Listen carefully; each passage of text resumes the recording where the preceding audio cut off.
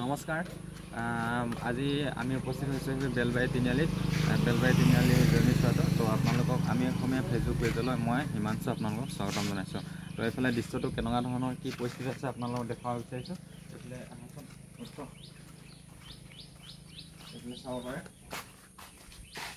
এইফালে বাৰু যথেষ্ট অকণমান ধুনীয়া হৈ আছে, কিন্তু এইটো চাইড দিয়াচোন, এইটো চাব পাৰে। এইফালে গোটেই পিক পেলাই থৈছে, গোটেই জাবৰ পেলাই থৈছে। যিহেতু আমি কৈছিলে জিৰণি চোৱা এটা মানুহৰ অকল মানে গৰমৰ কাৰণে ইয়াত বা আশ্ৰয় ল'বৰ কাৰণে বুলি নহয়, ইয়াত আমি দেখিব পাইছোঁ, আগতেও আপোনালোকক দেখাইছোঁ যে জিৰণি চোৱাটো কাৰোবাৰ হয়তো এখন ঘৰো হ'ব পাৰে।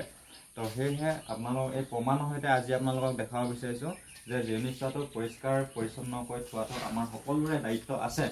তো সেইটো কাৰণে আপোনালোকক এইটো এটা দৃশ্য দেখাইছোঁ। এইফালে কেনেকুৱা পৰিস্থিতিত মানুহজন হৈ আছে। হয়তো তেখেত শাৰীৰিকভাৱে দুৰ্বলতা মানুহ হ'ব পাৰে, হয়তো পৰিয়ালৰ পৰা বিচ্ছিন্ন এজন অকলশৰীয়া ব্যক্তি হ'ব পাৰে। তো সেয়েহে আমি এই জিৰণি চোৱাটো আজি পৰিষ্কাৰ কৰি ধুনীয়াকৈ চূণ মাৰি আপোনালোকক শেষত ভিডিঅ'টো ফাইনেল ৰিজাল্ট আপোনালোক দি আছোঁ। তেতিয়ালৈকে বাই বাই, আৰু ভিডিঅ'টো চাই থাকিব।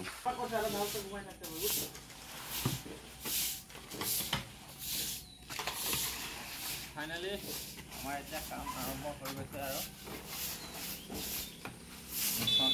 ষ্টাৰ্ট।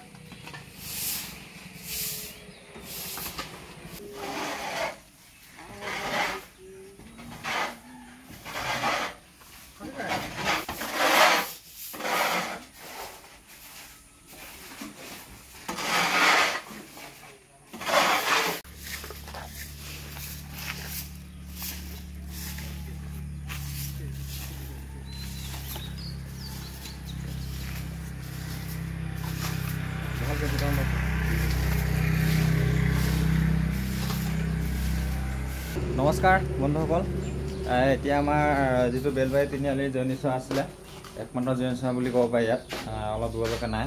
তো সেই জিৰণি চোৱাটো আমি বৰ্তমান চাফাই কৰি ক্লিয়াৰ কৰিলোঁ। আপুনি চাব পাৰে তো আগৰ এইডোখৰত কেনেকুৱা লেতেৰা হৈ আছিলে, এইডোখৰত চব কেনেকৈ পিকাই লৈছে। মানুহৰ মানসিকতা চাওক আপোনালোকে। এনেকুৱা ধৰণৰ জিৰণি চোৱাতে পিকাব লাগে জানো? আপোনালোকে নিজে ভাবি চাওক। এইটো উদাৰতা মানৱতাবাদী মানুহবোৰে কৰে চাগে। এইবিলাক কি ক'ম আৰু, ভাষা নাই ক'বলৈ। এইফালে আমাৰ উত্তম আছে, একদম বহি ইয়াতে কেনেকুৱা লাগিছে? এতিয়া মজা লাগিছে ন? এইফালে ঠিক আছে। এইটোৱে আছিলে আমাৰ চাফাৰ লাষ্ট পৰিৱেশ। এইটো এইফালে হৈ গ'ল, এইফালে হৈ গ'ল ধুনীয়াকৈ। ঠিক আছে। তো ভিডিঅ'টো শেষৰলৈকে চাই থকাৰ বাবে আপোনালোকক ধন্যবাদ জনাইছোঁ।